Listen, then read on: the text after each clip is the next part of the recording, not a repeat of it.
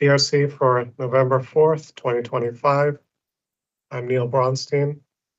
Our first item is a administrative subdivision plan and forest conservation plan for Washington Spanish bilingual SDA Church in East County. East County, if you're ready, take it away. Thank you again for meeting with us today for DRC. So this admin subdivision and FCP application concurrently is coming in for a addition for a gymnasium that will be attached to the existing church, and also to reconfigure parking spaces and then add some parking as well. So this is zone R200, and it does front along SHA, the MD 650. And some of the concerns that we did have, that we did rise up in the comments were transportation with the access points along, and then frontage improvements along 650. But I'll go ahead and kick it over to Francois to see if you all had any comments about the ones provided. Okay, thanks very much for this meeting, everybody. I'm Françoise Carrier, representing the applicant. And I'm accompanied by Will Johns, Pastor Will Johns from the church, and our engineer, Jason Clark. My first question is whether you all feel this application will still be decided administratively despite having received a couple of comments from neighbors. So I would say it's kind of hard to tell with that, just where we are right now in the process for it. So I was going to ask you too, with that, did you get a chance to reach out to the two that raised concerns? I think that we were. We did plan to do that. Did you email them? I think. Oh, that's right. You were going to do that. Did you email those two neighbors? I did not yet. Okay, so we did discuss emailing them and offering for them to talk to one of the engineers. Okay. Because we feel like they didn't get the forest conservation plan in the mailing, so they don't know where the trees are going to be planted, there's going to be, afforestation that will very effectively block their view of the new building, despite what, in addition, there's topography that will make the building not very visible to them. Plus, it is hard for lay people to understand that a stormwater management system will actually improve the drainage problems they're experiencing. So we will try to explain those things to those individuals. I mean, it's very clear to us that they will not have the adverse effects that they're worried about. This application is a little bit further down the line in a lot of senses. The stormwater plant, the sediment control permit is almost ready for approval. We've already recorded the stormwater easements, and the downstream has been approved, and we have the permit to connect to the public system already in hand. So we've kind of done a lot more than we maybe would have normally at this phase. So we can, I think, assure them that their comments have all been addressed. Okay, yeah, and that'd be good. So I definitely think reaching out to them to show them the FCP plan, to show them where the plannings would help them feel more at ease with the screening, or just some type of provided, not intentional screening, but provided blockage from the church. Yeah. So what do you think it would take to avoid going to the planning board? So I can't quite commit to that because I'm not Jason, so I have to figure that out. So what I would do is, if you could keep us in the loop in those conversations, if we get the sense, in other cases, Jason has been open to keeping it administrative. If it sounds like things are resolved, like we get some sort of written correspondence from the folks saying, my issues are good, I'm fine with this, that may be enough. Okay. But absent of that, we may have to take it to the board. Okay, well, there's one neighbor who is unlikely to do that, just based on past interactions. So as everybody, I think, in this room knows, but I will say for the benefit of the other agencies that are on the line, this applicant thought that they would not need to go through this process and thought they were about to get building permits. So they've gone very far along the line with WSSC and SHA. And we're really so much hoping to get an approval this year. From the comments, that seems unlikely because they are asking for significant changes. And then if we have to go to the planning board, that's clearly not going to happen this year. So it's a big disappointment to us that at the last meeting, we had the impression that the planning department was going to accept the agreement that the applicant had made with SHA, and it appears that's no longer the case. So just We want to actually register had that. conversations with SHA about it, and they said that their issues weren't fully resolved, that they were still expecting some response to comments. There was only a second. Yeah, but those Yeah. comments were not about whether there should be a sidewalk with a buffer. Those comments were just about, from what I understand, well, Jason, you can answer better. Yeah, once this all came up, we didn't respond to the last round of comments because of having to go through this process and worrying about things that have changed. But the comments were basically down to some drainage comments. They had accepted the sidewalk immediately behind the curb at that point. So Are they telling you something different? Yeah. Well, so we do have, I don't know if Crazy's on, Yeah, I'm here. okay. Yeah, can you touch some bases onto, and Florence, you could chime in, and Sam as well, about the conversation that we had so far when it comes to the frontage improvements? Yeah, did you want me to start Quasi or? Yeah, you. Yeah, so we discussed that, you know, we know that there's a lot of concerns and challenges and things that would make constructing a side path on the southern half of the site very difficult, but on the northern half, you know, we're just asking to kind of look to see if it's possible to put in a portion of the actual master plan side path there that wouldn't, you know, require too much work. You know, you're gonna, regardless of if it's just doing like what SHA was originally saying, like a 5-foot sidewalk and removing some of the buffer, like there's gonna be construction either way. And so we're kind of looking to explore this other possibility. Because one of the findings that we're trying to make is master plan conformance. And so I think that showing substantial conformance where you can achieve it, that will go a long way for us to make that finding. This is probably something we should discuss in a subsequent meeting because we only have a few minutes today. But our impression is that it's not a functional piece of sidewalk to build for this very short distance with the transitions that you have to make from the existing sidewalk. And it seems very unlikely that any of the nearby properties are going to go through subdivision to result in more sections of this sidewalk. So it is certainly an additional expense. And Do we have to rip with the sidewalk anyways to widen it? I mean, you're replacing the sidewalk still. right, it's 4-foot sidewalk, pulling it out, putting in a 5-foot sidewalk. Right. So, but I think the issue is that it'll be 11-foot side path. So we'd be kind of on the north side of the existing entrance, making a kind of a sharp transition to go back 8 feet from the curb. Basically just going up to our fire lane. So it'd be about 100 feet. Quasi, does SHA like the idea of having this short segment of 11-foot side path inside the utility poles? I mean, we are trying to be in line with the master plan. I know we had, we were okay with making it just ADA compliant. At that time, I was not 100% aware of what the master plan called for, but it is in line with the master plan, so, and it is doable. It's a very short stretch, so we're trying to understand, like, if we have 100 feet in this with a 5-foot sidewalk on either side on our property and then 4 feet beyond it, you know, people can walk side by side for 100 feet.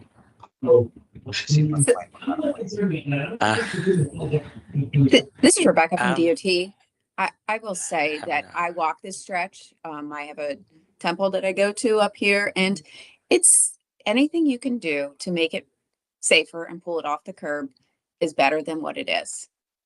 Because it is fast moving vehicles. People walk, they park somewhere, they walk to other churches. There's a lot of people, they actually park on New Hampshire, a portion of it.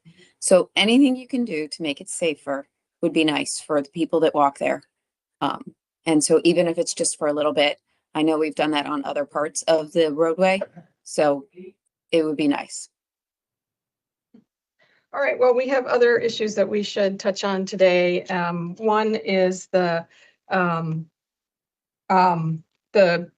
a statement in one of the comments that it's been determined that it's the northern access point isn't necessary with certain minor changes.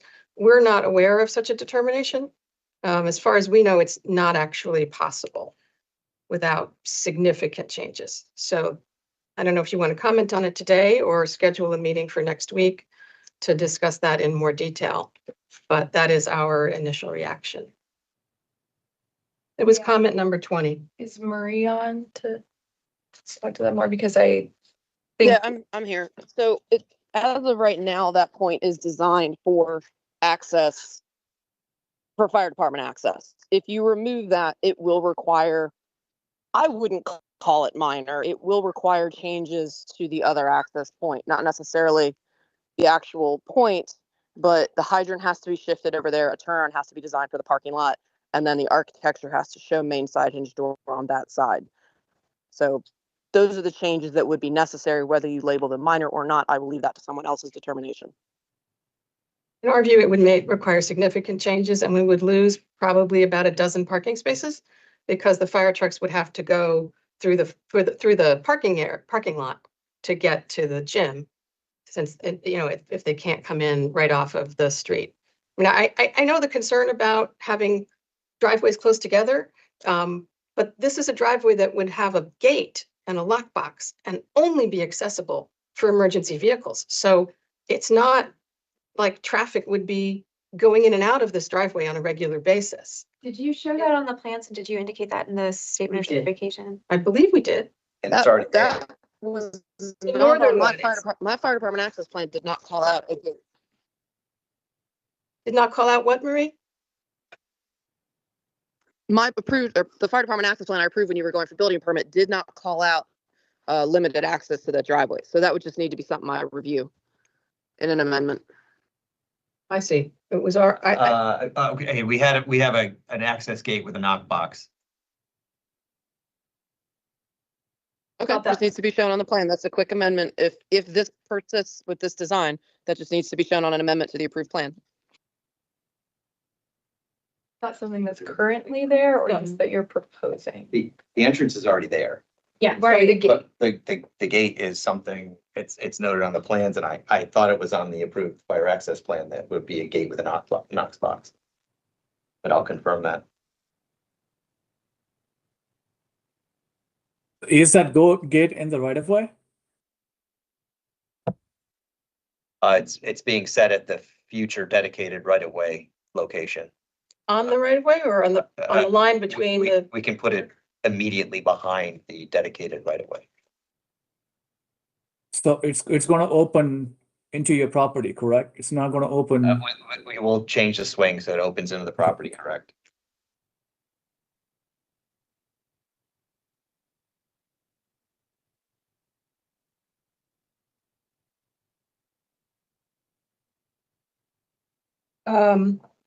there were a couple of other transportation comments that are also challenging for us. One is lining up the parking better with the driveway. That would require taking out a 72-inch tree.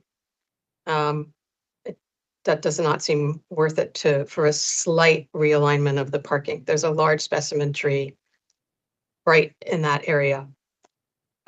So that's not something that we think is preferred. There's also a suggestion to remove the pork chop at the entrance. And again, this may bear further discussion, but it raises safety issues in a couple of ways. It's challenging to have trucks, delivery trucks would have to, if we made that a narrower entrance, delivery trucks would have to practically come to a stop on New Hampshire Avenue to make it into the site. And that just seems like a bad condition. Plus, if it got narrower, then if cars were trying to leave at the time when something like a FedEx truck is trying to come in, there could be conflicts at that access point. And right now, the pork chop serves as a pedestrian refuge. If somebody is trying to get across that driveway when there's traffic coming in, at least they have a place to stop. So that was our reaction to the idea of removing the pork chop. We think it serves a function. Could we jump back to fire department access real quick? And that might actually impact your pork chop. If Of you're course. designing this secondary driveway as fire department access, and now you're telling me you're going to lock it and put a Knox bucket and only emergency vehicles are accessible, that tells me that what you have defined as main side hinge door, which is your customer and user access door, is not true. So we have a basic architectural problem if this is not a main customer access door for this building. Keep that in mind when you come back. The addition from a code standpoint is considered a new building for fire and life safety because it will be Correct. sprinklered. The existing building is not sprinklered. So that's why the fire department connection, everything is on the north side where the entrance into the gymnasium is. But that, according to what you just told me, because that is not an accessible driveway, that is not the main access door for that gymnasium. It is directly into the gymnasium. That is not what main side hinge door means. Main side hinge door is main customer access, main user access door. I like to say firefighters are people too. You have to give your main side hinge door for this new building per code must be the same as your main users access it. Which the way you've laid this out and the way you're describing it to me now certainly sounds like it's not in the location that is currently approved. We can have a discussion about it later. I think we'll have to have an making sure you offline understand the discussion, problem. Marie. I will double check that and pull up the approved fire access plan. I appreciate that what you're telling me is approved. I am now discovering may not be true. So we need to have a conversation. Okay. I have a quick question regarding that secondary, the fire access, the emergency access, which is going to be blocked. Is it going to be strictly for fire access? It's going to be a service entrance too. Do you mean the door into the building? No, the entrance, the north entrance, the access. It is not intended to be for anything except emergency vehicles.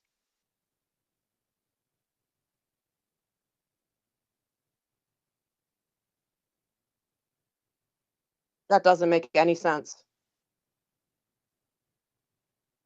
I guess, you know, the front door, the main structure, I mean, the main thing here is the church, not the gym. So deliveries would not be made to the gym, which is an addition to the church. They would be made to the church. So It would be the main entrance for our members. Because they'd be coming from the church through the lobby. they would go internally. Yeah, but there would be an outside sidewalk as okay. well. So members who are going to use the gym will use that entrance primarily to get into the gym. But delivery trucks, they would normally drop off whatever they're dropping off at the front entrance to the church, which is accessible from the main driveway. So when you have events catered in the gym, you're never going to bring access trucks. The gym is a separate building. I have to review it as a separate building. And you appear to be showing main side hinge door to the gym on the parking lot side. And that's where I would anticipate deliveries to go as well. Yeah, are there This going to be building has catered to events function. in there, do you think? We typically don't cater events, no. This is really just intended to be a gym. I mean, it's not an event space. I guess it's not impossible that an event could take place there someday, but that's not the intention. In any case, I guess I would respectfully request we set another meeting with you, Marie, because we have 5 minutes left to this one. Sure. Yep. No problem. And going you. back to the main entrance as well, that porch shop needs, I mean, that's the New Hampshire Avenue has a median, correct? It's a right in, right out, correct? That's correct. So in that case, that porch shop needs to go, and you have to reduce that width of that entrance. Strictly being to reduce the crossing distance for the pet.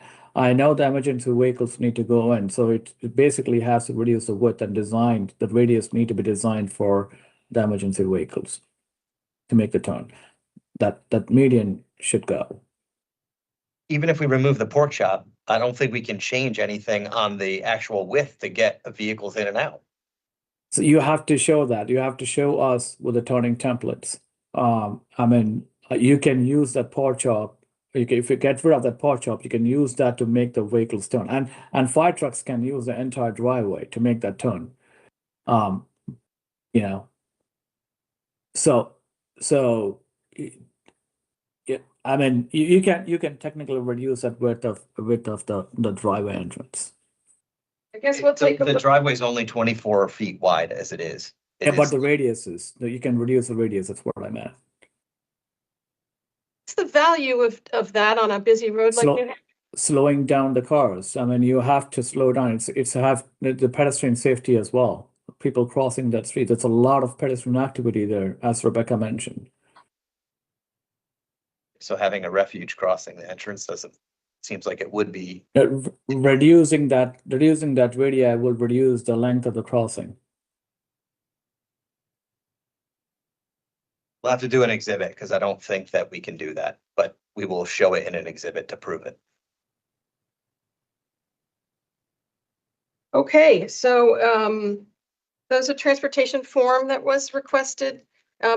Who's intended to fill that out? Is it going to require the church to hire a transportation planner? Because we don't have anybody who's on the team who's accustomed to that form.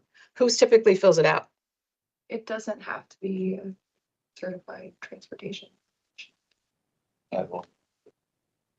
Okay, then we will do what we can with that.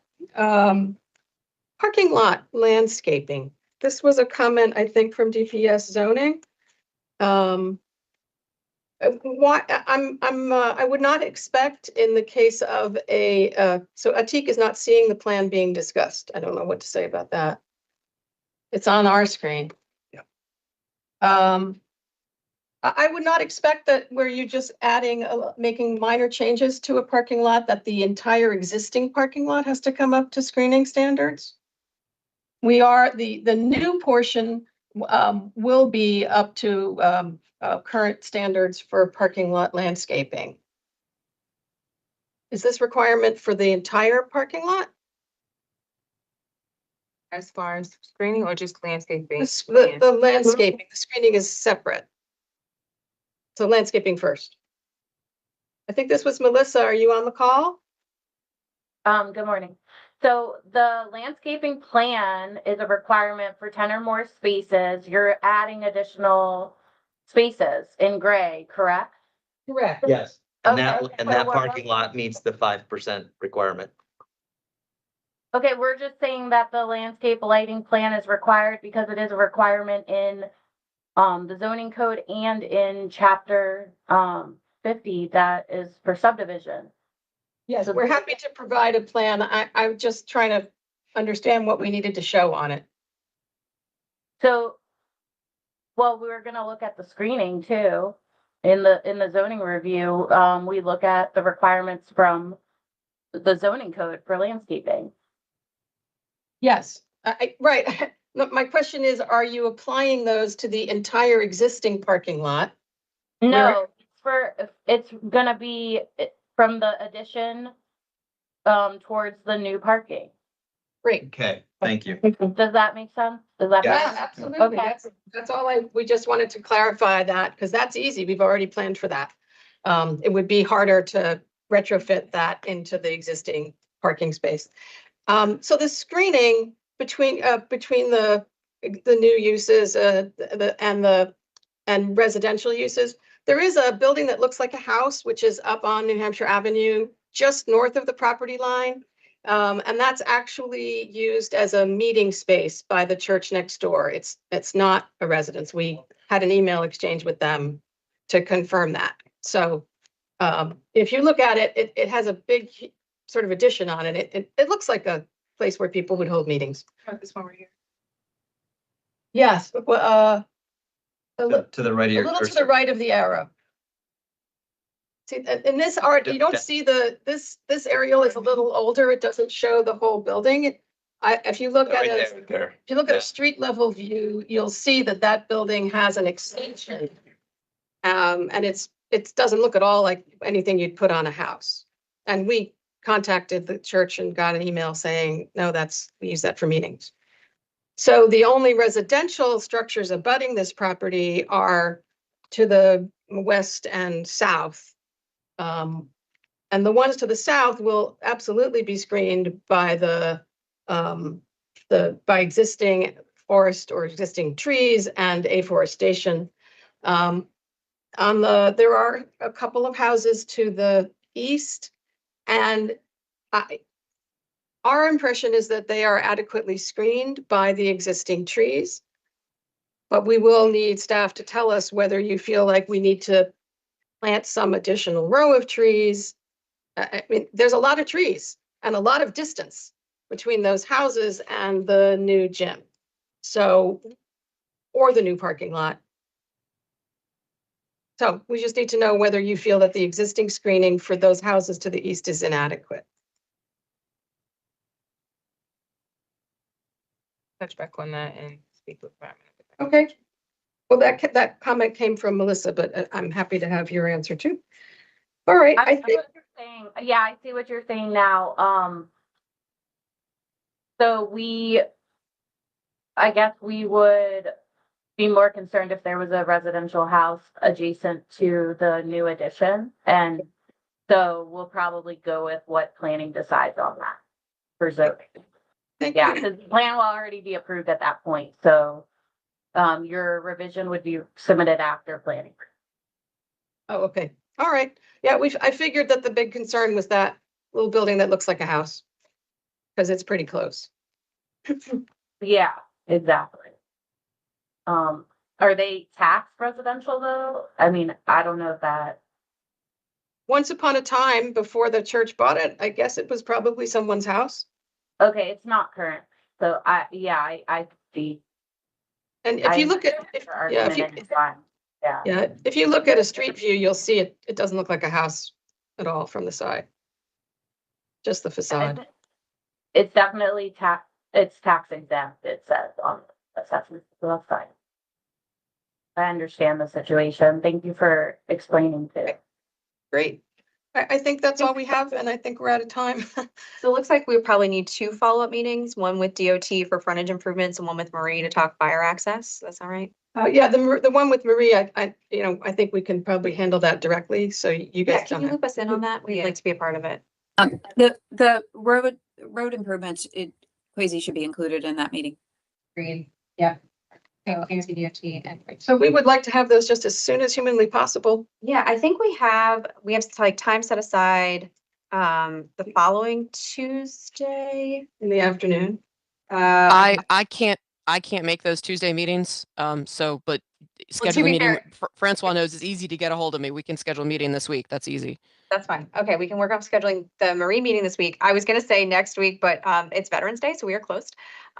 So we will have to try to find a time within the next week or 2 to meet with MCDOT. Do you want more time? Do you want to tell us when you're No. ready? We don't want more time. Okay. We would like to meet right away because the All right. church is So very we're- anxious to get this So approved is and that underway. right? Okay, so that would be the latest. Let's see if we can meet before then, but. You guys. Katie, I think the interagency work session hold is now on Monday, the 10th at Yeah. 11. And that's a possibility that I think if we can meet before then, that'll be great. But if not, we'll take that interagency Monday meeting instead. Okay, well, that's Thanks, the Richard. beginning of next week, so Yeah. that's okay with us. Okay, all right, then we can just take that. Let's just do that. That's easier. Rather than try to find another time. Maybe Agreed. we can meet with Marie this week? Yeah. Who among the planning team would like to be at that meeting? Yeah, I think we need Florence, Mariah, and me as optional. All right, we'll send out an email. Thank you. Thank you. Thank you. Good on Monday, 11.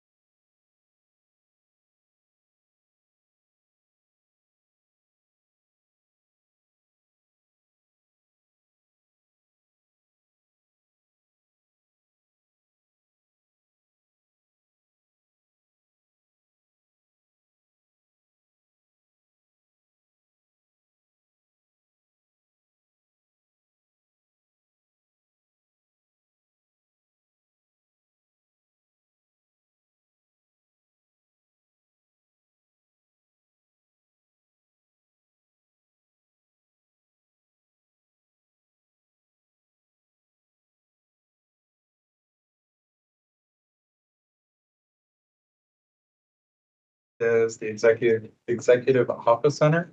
It's an adaptive reuse project for commercial property where there is an existing office building, and the proposal is to remove the existing office building and construct an auto dealership at this location. The major issues or comments at this time are primarily related to transportation and with some environmental comments as well. With that, I'm actually going to turn it over to you. Sure. Great, thank you. Well, thanks everyone for the comprehensive comments. We think this is an exciting project to be able to take a vacant, suburban office building and put it back to an economically viable use. It's really uniquely situated for the automobile dealership that we're proposing, given that it has a significant amount of structured parking that we can retain, which is really unique and allows us to accommodate kind of a more urban format car dealership and obviously keep this longstanding corporate citizen in Montgomery County. They've struggled for years to kind of find a suitable alternative location. So we appreciate everyone's feedback. There was a few comments that we wanted to get clarity on today. There's a number of comments on transportation related issues that we think would probably be best for a follow-up meeting with DPS, DOT, and park and planning staff to really kind of get in the weeds on those. But we had a couple we wanted to talk through with our time today. So the first one is, well, I guess I should say who's here. So we have Patrick Myers with on behalf of the applicant, and we have Lori Hall she's the architect Penny Design Group, and Annie Bradshaw, our civil engineer with JBA. So the first one I want to talk through is showroom. Do you want Patrick to kind of jump into that one? So one of your first comments was moving the showroom to the northeast corner. So our initial concept that we shared with staff back in April, we actually had the building a little bit set back close to that red line right there, which is the footprint of the existing underground parking garage.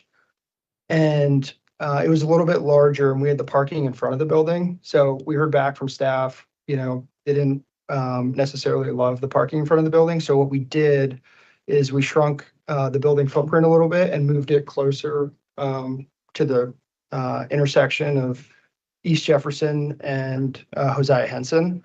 And as a result, we moved the showroom to the west and the parking just adjacent to the showroom in the west and then behind the building.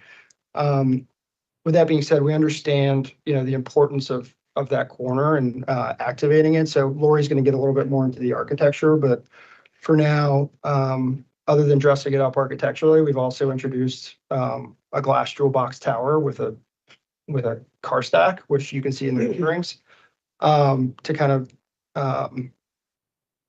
give that some visual interest and kind of activate that corner. So we can get a little bit more into the architecture during this meeting because I know Lori has a few comments, but that was the reason for moving the showroom to the west of the site. Yeah, and the only thing I guess I just add to that is, there wouldn't obviously there was a change in area teams, but when we had that initial meeting, there was kind of a recognition there is obviously parking between the building and the street today, and so we were trying to kind of retain that while being able to keep the showroom up there. It was kind of, well, it was just kind of overall understood that was less, even though that was a kind of grandfathered site design, it was less desirable. And so that's what really drove the flip, because we need that proximity of the parking to the showroom entrance. But we are open to obviously really trying to make that an well-designed corner. Yeah, I'll just sort of add to that. Thank you for the changes that you've already made. We recognize this is as much of a parking and uses adjacency issue as it is a design issue. So the showroom needs to be near parking. This is a car dealership. We all need to recognize that. I think what we want to make sure is that if you can't have the showroom at the corner and you are locating essentially the servicing area for cars at that corner, that the corner doesn't get diminished by the presence of those servicing uses, right? Like if you look at this building, the most visually appealing component of this is the showroom and the main entrance. We recognize you need to put it where you need to put it because this is a car dealership. People need to park and walk in the door. But we will be looking for ways from you to make sure that corner is visually attractive. I think the tower is a great idea to locate in that. the servicing piece does bring garage doors, and there's some trash and stuff located along the north-south street on this plan. So we just want to make sure that if the uses cannot be moved, which we are hearing you can't do that, that you do rely on other strategies to make sure that that corner and the street frontage along the north-south street are visually attractive. The services are screened, hidden. Things like trash loading are placed in a more interior location in the site, all of that. So I just want to finish the loop on that before we move on. That's a perfect Yeah, and segue expanding into, kind of upon the, where things like trash are, because then we're also trying to be good neighbors to the residential to our south, right? And so where can we put the dumpster that's not in somebody's backyard or sitting in our showroom? Yeah. And right, and how can we keep it, and also that you're not gonna hear the truck, right? When that, so those are things, and that's kind of where we landed right now. I think we're gonna try to explore if there's anywhere else that doesn't make it worse for, I think.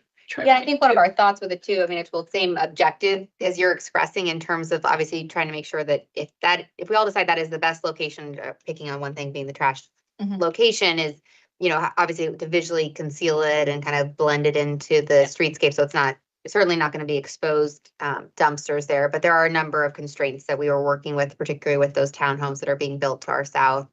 And obviously the functionality of the showroom that's the best spot we've found so far. We will explore it further and obviously can circle back on further discussions, once we have a chance to see if there's any other kind of solutions that are feasible. I will say there is a dealership we reviewed in Pike and Rose. That's the Porsche dealership, not that far from here. And we thought where we ended up with that project was a good example in the area of a car-oriented use that still has a good presence on the street, interacts with the sidewalks and has good landscaping. And there are some ways to enter the building off of the main street. Recognizing Porsche's cost a lot more than Ford Escapes do, but I think the general principles of site design are worth taking a look at and seeing how we can incorporate some of that in here. And I think that, Yeah, and I don't know if we could pull up the architectural elevation comments we received. That might be helpful for. I know, so the first comment was about the transparency, and that had to relate to, we want to provide as much, visual interest as we can without seeing the back of house. So I understand that for comment number one. Number two, 2 and 3. Number 3, I understand, was creating a base along the north elevation under the showroom. I understand that. And then number 2 was about bringing a corrugated panel across the top. Maybe not a corrugated panel, or just raising the glass. So it's flush, kind of the top. Reducing the amount of white at the top. Right. Yeah. Right, okay, Right. I just wanted to see what the goal kind of was, what my boundaries were, so that's perfect. And we recognize that on that corner, you're trying to have a glazed corner, which is why we did not recommend making a base and things like that there, because you have a signature architectural style. You just need to apply it to the site in a way that makes sense. Yeah, no, and I appreciate all your comments, they were like very thoughtful, so that was. And I think what we can do to the comment on transparency when we resubmit, it looked like you guys were just looking for more information as to where was spandrel glass versus transparent glass to kind of better understand how the exterior relates to the interior uses. Well, and this is going to be standard method when you come back. So the code is pretty clear on like what the threshold is for transparency, door spacing, etc. So I would just recommend you guys look at that and make sure you are fitting within that box of code. Yeah, and I mean, obviously, there's been a number of other kind of standard method projects that have struggled with this in the past. That spandrel glass counts towards the overall transparency requirement because it still visually kind of provides that aesthetic from the exterior. So, but we definitely will add that to the data table. And sorry, that was missing to kind of clearly walk through that, but we'll provide some more information on that. You want to take the trail connection? Yes, I could. Do you mind going back to the plan view? So, and Andy, chime in on this one too. But so the pedestrian trail, we saw your comment where it differs from the approved site plan to the south. So where that trail connection is shown on that approved site plan. If we were to make that connection, it's basically, how many feet? It's a few feet away from our stormwater management pond fence. And then we'd essentially have to take we'd have to take a left and then basically end up in the same location. So what we're proposing here is kind of make a line before that connection and move it a little bit westward. So we have communicated this to the southern property owner, and they seem open to it and open to coordinating this revised connection. But that's the reason, because, if you make, and plus there's a grade issue at that location as well. So that was the reason for kind of this revised connection point. We also feel like it's a better pedestrian experience as opposed to just going right into the stormwater pond and taking an immediate left and around. So we just wanted to clarify our intent on that comment. Helpful things is, you can correct me if I'm wrong, but the site plan to the south had a note that it would be kind of field located with construction. So they have the flexibility as they're in the middle of construction to kind of accommodate this change. So that's why we're trying to coordinate early on. That was my one point. And the second one, we've talked with the engineer, Mike Goodman over there from BICA, and they were concerned with some significant trees in that forested area and to provide some flexibility to it. And I said, yes, of course, we can provide some flexibility how we want to get from point A to point B, but you see where we need to connect on our side. So we'll go from there. And do the transportation reviewers have any thoughts on that? I just want to make sure.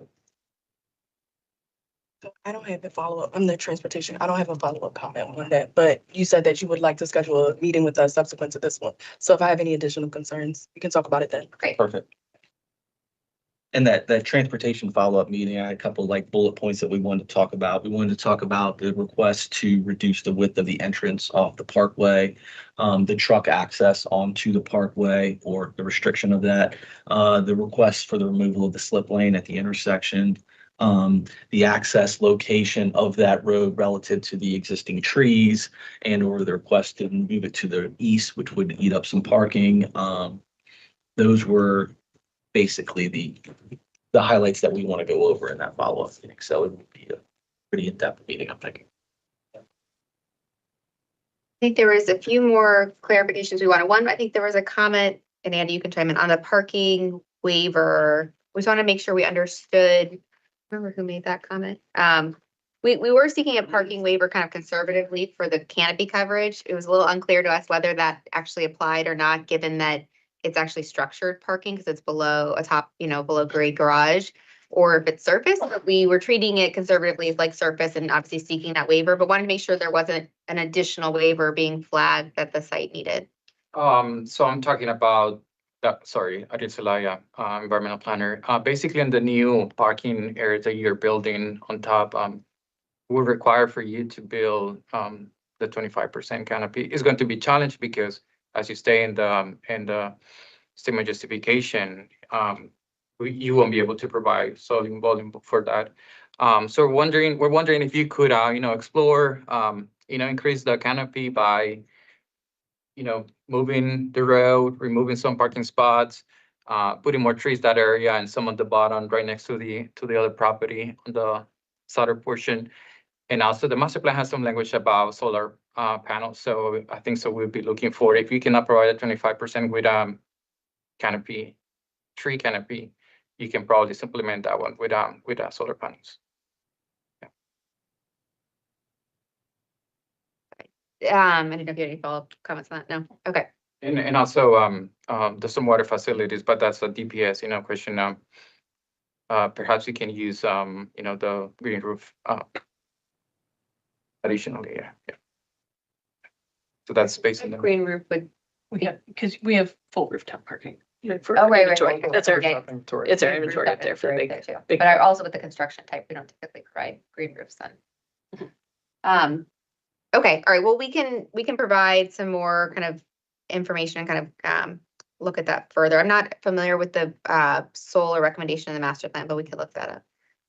And then I think you had, Andy, a clarification on the surface parking setback requirement comment. include the parking setbacks for the surface lots. And so, you know, in the table, the landscape buffers and stuff, we tried to really detail the setback requirement from the residential property to the south. We have a good table in the landscape plan trying to show that we're meeting the planning modules and the distance setbacks along with the 8-foot high fence, because we are very, we're aware of the situation of the adjacency to that. So that's why, as Patrick alluded to earlier, we're working closely with TriPoint to make sure we can find an acceptable solution. We've already gone back and forth a handful of times on some stuff. So that was the parking setback that I was aware of that we were trying to achieve. I didn't know if there was anything else with it other than just further explaining it. And I'll just point out exactly where it is on the plans. If that works for everybody. I did have I thought of one more thing as I stopped talking about the transportation meeting. Also, a key point is the access, and Sam, this is gonna be you probably. The access into to the building of the private roads that are in that public right of way. We're gonna want to include that as part of that discussion about how we achieve that with this unique situation that we have with this large of a right of way and existing access, private access into that right of way right now. So we're gonna need to kind of figure that out a little bit. So as you see that how the road sweeps up, so look at the midpoint of the building. And so I thought it was you, Sam, or it could have been somebody else, I'm sorry, about how do we address that? I think the comment was along the lines of removing the private drive access from the public right of way. So, which understandably so, but we're gonna need to discuss that because obviously that is a key point of how we're accessing the building to make it, work this way. So we'll have Does to the building discuss. let you access it from the back? Lori? That is when it's for the service reception, so they'll come in that and then they come out the other way. So where they pull in and in essence, a valet station inside where riders will ride up the cars. I think we should, following up to that statement, you just want to keep in mind the frontage improvement that we're asking for along the science and how you would accommodate those in the right of way, because the sidewalk as it is today, I think as marked on plans, is insufficient. I think We're that might providing be an 8-foot buffer and 8-foot sidewalk. That was with previous conversations back from there, but no, we definitely saw with the downtown Boulevard section, it requires that 15-foot sidewalk, 8-foot street buffer, and then is it 7 foot of planting behind it? Yeah. Which we obviously have that right away, but we did question the right of way width. I know Katie from Grove Slate was on there. So it was a 300-foot right of way, which is quite large. And there was never discussions of any right of way dedication that was required on there, but it's really kind of hard to tell what's there. So we just kind of questioned a little bit to see what we have there. Is that the requirement of 300-foot right of way? Does that make sense? So I think it is, I can double check that for you, but there's a 300-foot right of way for Josiah Henson at that segment. So you should be 150 feet from center line. This is Katie from Grove Slate. It seemed like there may be an error. And so I think that we wanted a little bit of time to be able to dig into that because it's a very small section of Josiah Henson Parkway that is 300 feet. And it's only the 300 feet. It's only right in front of our property, both to the east and west.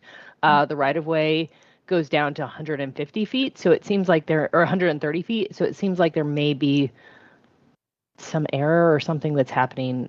We would just like to understand why that one section has a 300-foot dedication. Okay, I can definitely double check that for you. I believe to the east of East Jefferson Street, the right of way does come down, but I'm pretty sure, but I can double check. It's not a problem. And we can follow up on that as well. Great. Yeah. Thank you. Thank you. Great. Any other questions? Just, two other quick questions. Is there an entrance to the service area from East Jefferson? Because you have the canopy. Yeah, there, we put a canopy so that facade had the same features that were on the showroom side. So that it did have the appearance of creating interest on that street front. And at one point we had like an egress door there, but felt like that perhaps that, wasn't necessary and then maybe kind of cleaned up the facade, but still added the articulation to have the canopy. So Having a canopy in a place for somebody to stop as they're walking down the street, like creating a sense of place there, but not necessarily an entrance to the building because it is the back. Would a door, I mean, be good for, you know, mechanics or whatever working on the cars? They could come out periodically from the. Yeah, we certainly can add one. Yeah, we absolutely can add one. We didn't want to it create was more than we would confusion. create confusion for customers if it was like an egress door only, but we certainly can have an egress door there and had one in a previous iteration. Yeah, sure. That would be helpful. And then for the open space, I know that you know, and that maybe that works well with the whole idea of maintaining some of the trees along the western side, western edge. I always have to make sure I'm looking at the plan correctly, the north arrow. This is what orients me. Right, but on the western edge of the site, you know, it would be helpful to provide, you know, some type of open space there that could be used by, you know, employees or by people, you know, waiting for their cars and that sort of thing, customers and maybe even neighbors, you know, just some type of space there and incorporating some of the existing trees into that area. So you have to provide 10% public open space when you do this, right? So I think that's one of our primary priorities is the re-envisioning of that from what we currently see on the screen, like mostly a pond with a fence doesn't meet that. So that is our number one top goal with this, the design comments for the site. We understand the location of the building, we understand the programming, the parking, all that's great and reasonable. This to us is a place where we would absolutely want some more improvements so that you continue to have stormwater management there, but there is also space that is public open space for the use of your patrons and also the broader community and how that ties in with the trail connection, the tree saves. This needs a well thought out landscaping plan that we would be looking for in the next. I just didn't want to leave the room without. No, yeah, we saw the comments. A strong pin on that, so we can work with you on that. Yeah, I mean, I think you can obviously see there's a lot of constraints, but we certainly heard the comments and we'll go back to the drawing board and kind of come back with some thoughts on how we can accommodate those constraints while also achieving kind of the intent of. And it's all tied into the transportation too. So I think when you guys talk about transportation, make sure Roberta's and Sandra are kind of included in that discussion, you know, where that entry point is, whether you need that additional drive-through, including the parking aisle. All of these things are going to impact your ability to create public open space that meets kind of the intent of the code and intent of the CR zone. So just want to make sure like that doesn't get lost in the shuffle here. And that's really, I would say from a site design perspective, our number one priority with you all. Okay. I'd also add to what Atul was saying, if you did follow some of the suggestions that Ariel has about trying to retain as much of that tree cover as is currently on site, you're already one step closer to meeting that open space requirement without having to designate an existing stormwater management facility and saying that that's your public open space. So I think looking at it that way might help to better define some of that space. And also, just to note, we have been contacted by the community to the south. So Tri Point Homes has contacted us and we'll be meeting with them later this week to talk through some of the concerns they have. So I know that open space is one that can. They shared their letter with us. So yeah, and I know they copied reached you out. on it as well, but just to acknowledge that. Yeah, thank you. Somebody online wants to speak. So please go ahead. Oh, hi. This is Melissa. Good morning. I'm with Zoning Plan Review. I just wanted to remind you that when you have a certified site plan, we'd be looking for the outdoor seating to have been included on the approved certified site plan. So that's why I just wanted to remind you that if you wanted a break or a patio area with seating closer to the building for the users, for both your customers and employees, this is a good time to incorporate that. Thank you. Yeah, we'll make sure we add those details. Okay, thank you. I think there may be, at least I saw some benches. Right, yeah. See, in that tree area on the, in Google.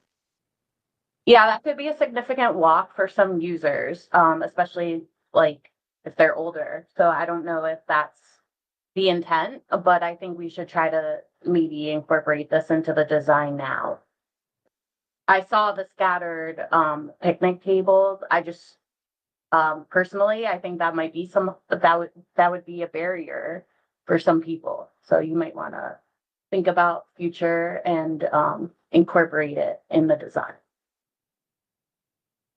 Thank you, Melissa. And I think that we are kind of echoing some of that, just looking at the landscape design for the siding, incorporating public open space in a meaningful way while trying to maintain all the stormwater that you have to do for your site of this size. That's what we want to make sure we work with you on. Yeah, I mean, there are people that use trails and they're coming from the other direction. I understand that, but we are also trying to think of the users that are coming as customers temporarily.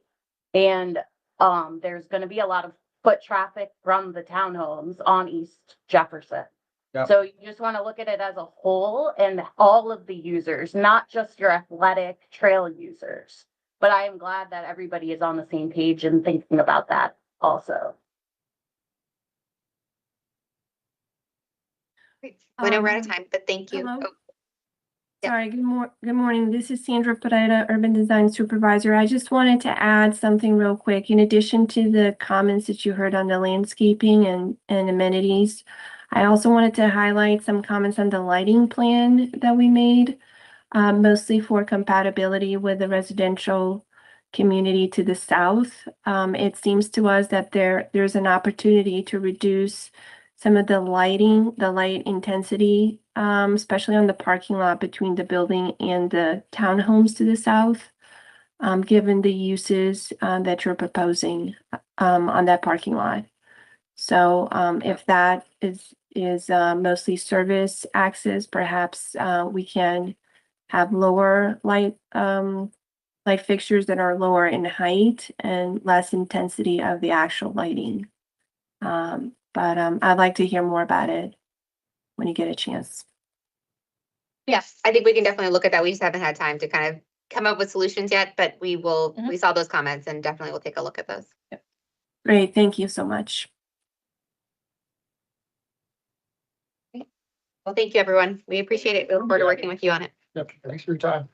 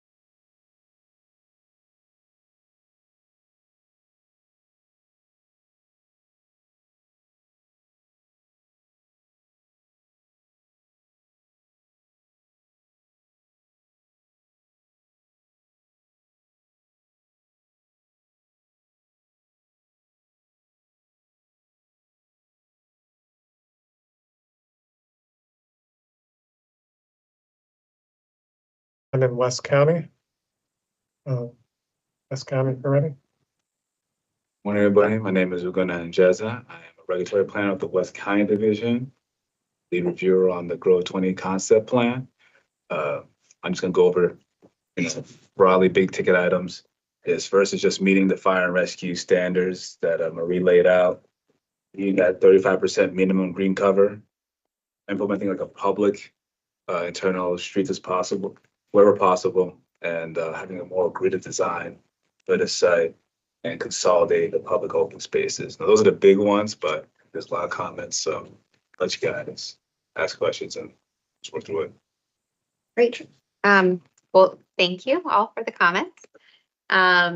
They were very helpful. Obviously, this is just a concept plan, but they're just certainly, we appreciate the detail that you all put into the comments to give us some feedback as we move forward with starting to prepare the commercial residential reconstruction plan that we plan to submit for the site. There were a number of comments that I think we just need to evaluate further, but some that we thought would be helpful to discuss, particularly while we have all of the agencies on. And we have a number of our team members online, also Bailey Edelson with Buchanan here, Partners. and Sheen call back and Micah.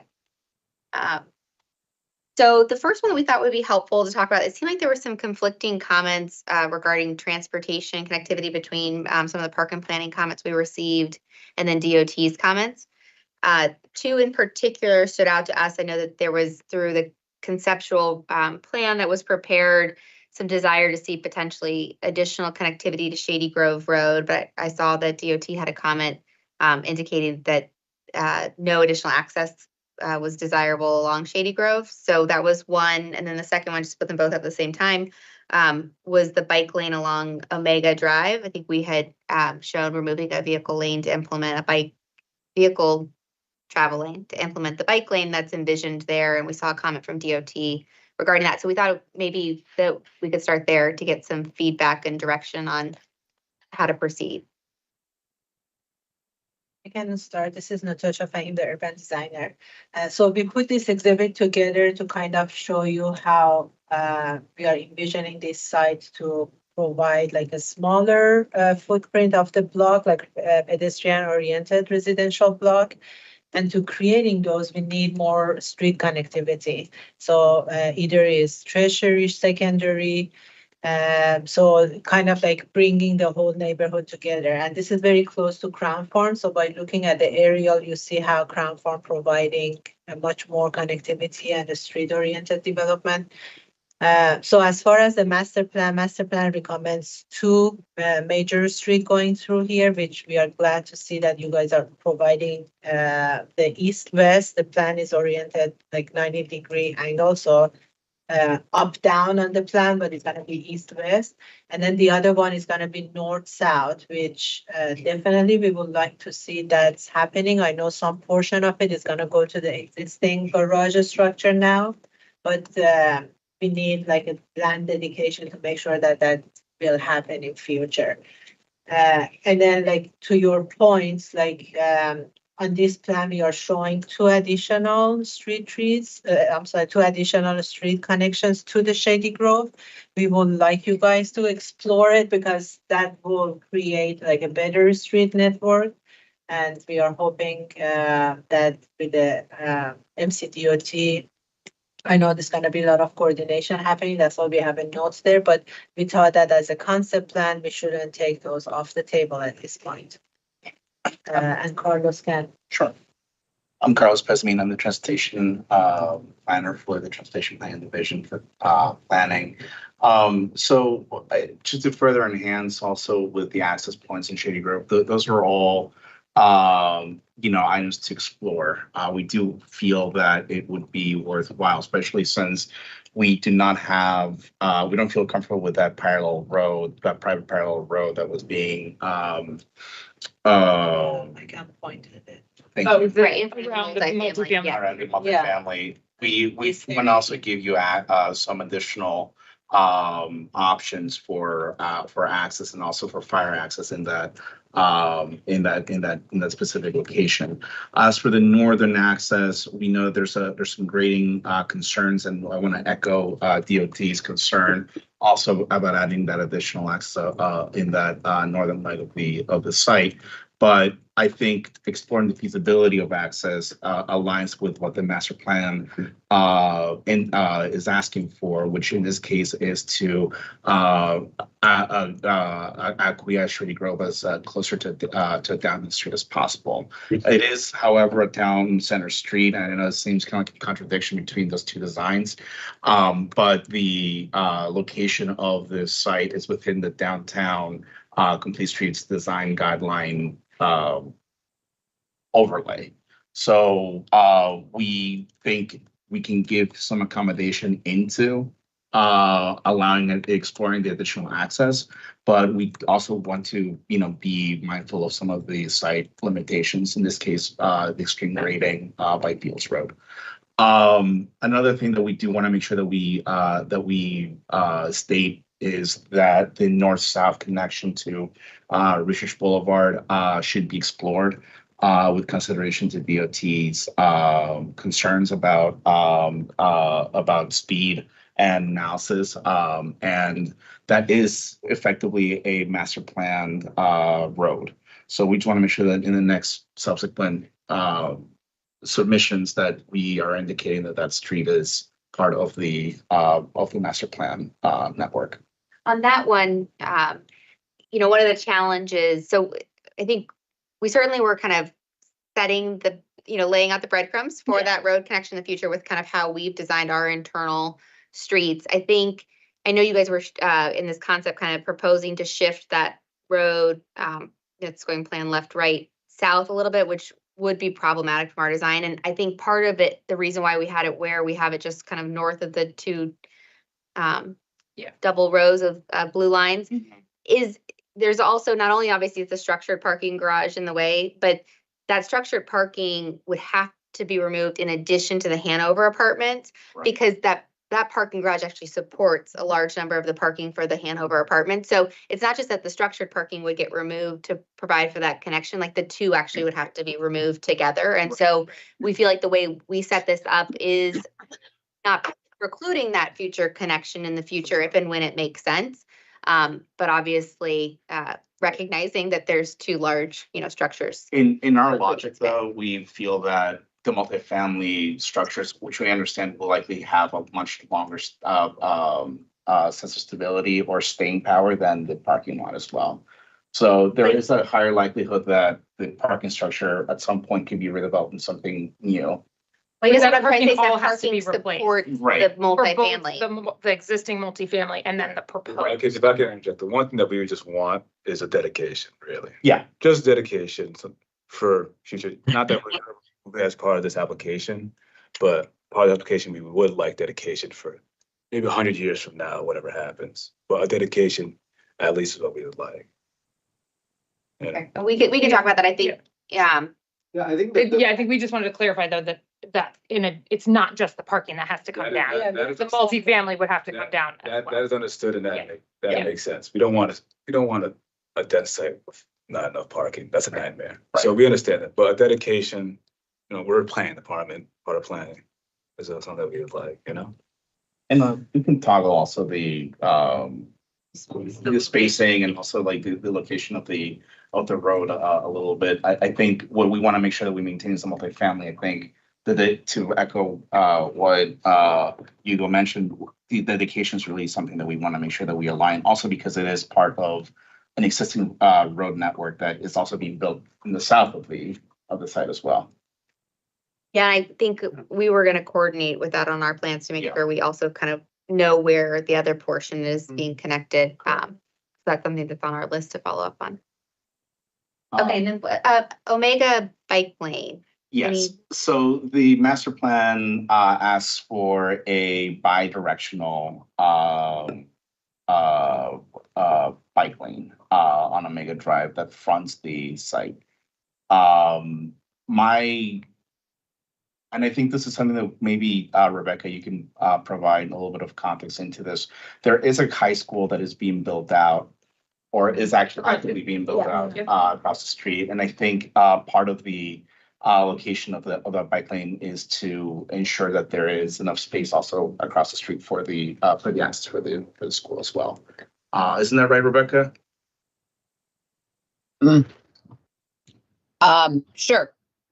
Like, I'm just getting into this meeting, so can you explain what you're asking?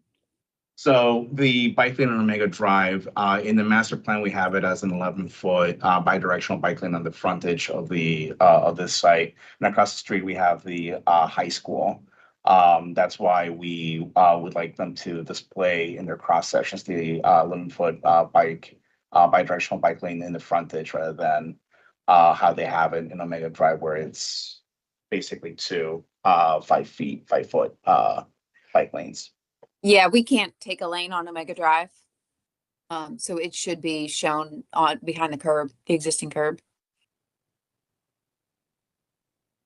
The final improvements will actually be determined, so you can start with what's in the master plan and then go to complete streets and start there. And then we'll determine everything at preliminary plan. But we can't take a lane out to accommodate. Yeah, you can't take a lane. No. Yeah. No. And yeah, the current design that we have in the complete streets design guidelines should match the master plan. So I'm happy to provide you guys the exact locations for reference. There is a cross section actually in the Great Seneca plan that I can.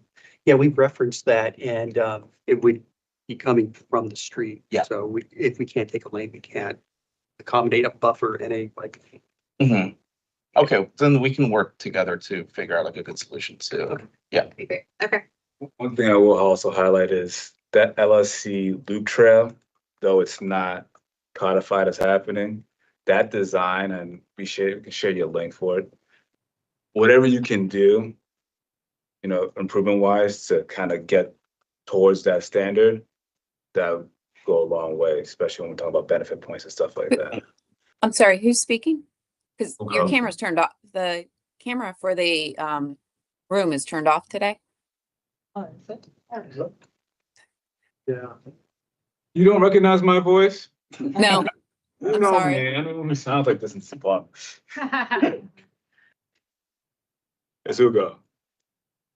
You also, just to clarify, the LSC loop is actually across the street from the site. I think, yeah. Okay, so we will evaluate that further and kind of coordinate if there's a push and a pull in terms of the, buffer versus, bike lane, sidewalk, and figure out a good solution there. That's helpful feedback on transportation related issues. There was I guess this is somewhat related. There was a comment about forest mitigation and a need to mitigate a 2-to-1 ratio for some impacts that we were providing to the forest on actually the apartment property. I just want to understand kind of what's driving that a little bit further, because obviously the only reason that's being impacted is because we're trying to provide the master plan recommended kind of connection here. So we didn't realize we were going to have the additional kind of mitigation because of that. So Yeah, Molly, the statements with the Environment and Climate Division. So where that is where there is a previous or current conservation easement. So those, rather than just regular trees that you might have to take down, a conservation easement will cause 2-to-1 mitigation because it was put in place to be protected for a long time, and since it's being taken down, then it will have to be mitigated for. So I can give you more specific verbiage from the law if you want. but I think, and I guess, and this will be, I'm not as familiar with the specifics, but in terms of, I think the other comment was that we couldn't count the pieces that would be retained and not impacted. Yes, that's because at that point, it's already a somewhat small conservation easement. And then with that being removed, it becomes difficult to enforce, at such a small, when it becomes piecemeal like that, we try not to create easements that are so small that they're not clear and they're not very enforceable. They don't become big enough to be qualified as forest. So once it gets that small, then we don't classify it as easements anymore. I think this one is one where we want to just kind of see if there's, flexibility, given that it is kind of small today. I don't think this is traditionally the type I of mean, I think we're only conservation taking easement we would 3,000 create. feet or And we something are like minimally impacting it obviously for a master plan connection, right? It's kind of being told that we need to do this versus kind of like our design coming up with that impact. So just something I think that we'd want to coordinate on further to see if there's some ability to maintain that easement and not have to mitigate for the loss of the whole. Yeah. Right. Yeah, no, that makes sense. And the fact that it's a type 2, this is more like from VICA, so it's not a type 1, I mean, it's not a category 1, it's a category 2 easement. So this is Amy Lindsay. I'm the Environmental Regulatory Supervisor, and I want to be clear that this is the Planning Board's policy on easement removal. This isn't necessarily about forest. This is about the easement removal. And if you are not providing an equal amount of easement on site, removing it to an off-site location is a 2-to-1 replacement. So if you've got another area that you would like to plant that is of the same amount of area, then that could be accommodated, but it's 2-to-1 for easement removal if it goes off-site. Thanks. So again, this is more like one of the options would be if we did some property exchange as well, correct? So if we kept it, if we exchanged a small portion of our property to theirs, then it's on site. If it is part of your development application, that is what would determine whether it is on site or off site. So if you are putting it somewhere else on your development, that's on site. Terrific. Got it. Thank you. Okay, well, we can continue to coordinate on that. I think I had 2 other clarifications. One was, there was a comment about the MPDUs, and I wanted to clarify, there was, I think, a reference about 17.5% MPDUs. Our understanding is the master plan requires 15%, but if we go after the pilot for the multifamily, that would require the 17.5. I just wanted to make sure we were understanding the comment correctly. Okay, great. And then public benefits. So I understand that this was kind of the first overlay zone to kind of implement these kind of new tier public benefit categories, but then the countywide ZTA was recently adopted. Just want to understand better how the two are going to relate, because we were kind of following the countywide, which we thought would supersede the overlay. Yeah, I can fill you guys in on that. So the plan has an overlay zone that has specific public benefits that's been approved. It's in place. We did a countywide policy, which has also been approved for the entire county. That's going to come into effect on January 1st. Currently, council is in the process of introducing a cleanup ZTA, which would amend existing overlay zones so that they become a lot more like the overall policy. So there's not 5 different versions of public benefits floating around. That has not been introduced yet, and it cannot be acted on before January 1st anyways, because the countywide policy has to first become law, then we can change the law. So depending on when you file your application, especially if you're going to file a trifecta application with everything at once, which that's fine, that's your choice. I think you have the option to do that. Stephanie might have some thoughts on that. You might have to go with one version of public benefits versus others. I will say that when we created the overlay zone for this, it's very similar to what the countywide is, but the countywide doesn't apply to this project yet. Okay. Also, even after January 1st, if you just want to use the old system, you still have like a whole year where you can use the old system. The new system is going to incentivize you providing streets, providing on-site tree plantings, giving you a lot of more development aligned incentives, I would say, than the previous system did. But I think it's a matter of like when you file and when your application is deemed accepted. That's helpful, and we can go back, because we were looking at the new countywide and not kind of looking at the overlay. Me but- and Grace Bogdan can do a sidebar and really walk you through your options if that's helpful. Okay, yep, that would be helpful. Thank you, Atul. Yeah. Anything else anyone on our team had? I think that's all we had. I just want to just say one thing here, and I think Carlos has already sort of covered the transportation stuff. Our goal with all of this, the street grid discussion, is that this is almost 800, 900 units. In a good economy, this is a 15-year project, maybe even longer.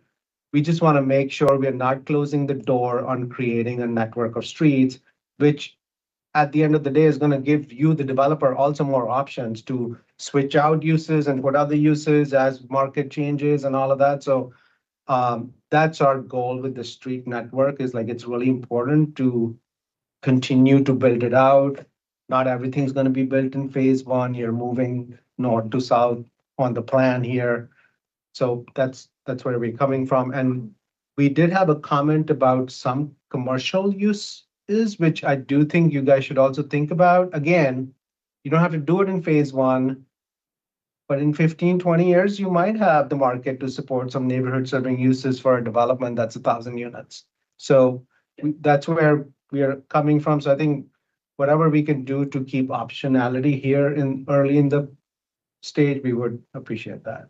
Yeah, we appreciate that. And I think, generally we're aligned with, we want connectivity, we want a good street grid. Obviously, there's a push-pull always. And I think it's helpful to have talked through a lot of this to understand, okay, maybe we can make some of these work. Maybe it's not what state DOT want, how do we figure that out? And I appreciate the comment on optionality, because I think we agree with that. And that's typically how we approach things. So if there is flexibility to say, hey, look, this could be this, or it could be that, and it, both can be shown in a way that achieves everyone's goals, I think, that's ideal for us. And so it's helpful to talk through the comments and get a little bit more context as we then go through that process of the push-pull of like, okay, if we shift this here, what does that mean for this? And, some access on Shady Grove Road might help you with a little more commercial uses. And so, but grades are an issue. And so all those things come into play. So I appreciate that. And if I can also add on to what Tool mentioned on the transportation side too, what's exciting about that parcel of Shady Grove Road is that there's an existing CIP that's being built out by DOT. It's going to bring in a transit way within your site. So there's already a rapid bus system that is already being active in your site right now as existing. Yep. Obviously, please represent them in the next drawings. Sure. Yeah, we'll do. But we're talking about new ways that people are going to be mobile in the immediate future. Right. So exploring How do we those make sure new land uses will be accessible Yeah. now and in the future. Yep. Agreed. Thank you. Any more questions? Anybody from the agencies want to chime in, or from staff? This is Rebecca. Ideally, I like the idea of the grid and everything. I would just caution you that I'm not sure that we can get more access points on Shady Grove Road. The school across the street is actually putting a signal at Omega and where your road connects. And so maybe there's more potential for more access points onto Omega. I guess there's only one or maybe two more. And then the other thing I would mention is that on Research Boulevard, the way that they have put it, where they have red line or pink, and that is a secondary access, I would actually say that is not the secondary access. There's actually a traffic signal there. And most likely the one on Research, the blue one, it's actually coming down. That exists. Yeah, it's existing. Yeah, not Yeah. potential. Yeah, and so the blue one that's on Research, I would caution you all into getting that, because once you go through the traffic signal, it's kind of down and around the curve, it doesn't show it there. But it is it would only be a right in, right out if you get anything in there in the first place. So but I would say that that's actually a secondary access. And so you already have a road system in there that I see with the existing buildings. And you could potentially try to connect to that existing access points to make that the current route until projects redevelop, or basically you remove the garage. Right. And the only other thing is in your drawing, it just looked like there were streets, things you were calling alleys that were more street-like, and, you know, alleys should be just an alley, you know, 20 feet wide paving section, no other facilities on there. So they shouldn't be a primary access for most vehicles. And so, and then the streets, if you can make them, if they're more like this and they can connect, and you can show that they meet the county standards, then they can become public roadways. So. Thank you, Rebecca. Mhm. You still want the dedication though. Yeah. You still want it for 2095, you still want. Yeah, I mean, I'm not sure what kind of I don't recall what kind of dedication. I mean, you guys asked for that. I'm just looking at the cross section really and what you give me for right of way dedication. So We can talk later, but we're gonna want it. If you're asking for dedication, and then in that case, you know, the road needs to be constructible as well, so to make sure that the concept, you know, it's buildable. We're gonna handle that at plating. Yeah, yeah. the only other thing that I think that we talked about was at the main drive that connects Omega through Shady Grove Road, you're gonna probably have to widen that to 3 travel lanes to provide for a left turn or right turn lane. So there's gonna have to be some kind of right of way that's given. Not, I know you didn't show it in the plan that you sent. So it's actually gonna have to be 3 travel lanes probably. Corporate road, just to. Yeah, Yeah. Yeah, that's outside of the master plan. But that's, yeah, would deviate from the master. plan. Yeah. We can discuss this during design. I know Well, we have. In order to get your vehicles out of there in a timely manner, like you're gonna, depending on what it is, you will need a turn lane of some sort.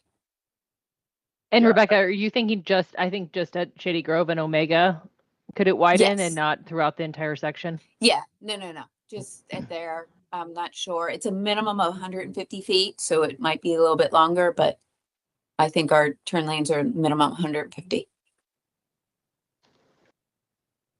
Yeah, we can discuss this internally, because it does deviate a little bit from our right of ways, but we can chat internally. Well, right of ways don't include turn lanes.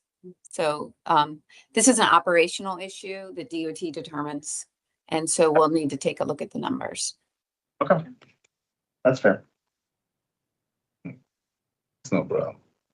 We'll talk and we'll keep talking. We're gonna work with you guys. Yes. Yeah. Yes, we'll keep talking. We'll keep talking. The beginning of the conversation. Thank You all very much. Yeah. Appreciate it. Thanks.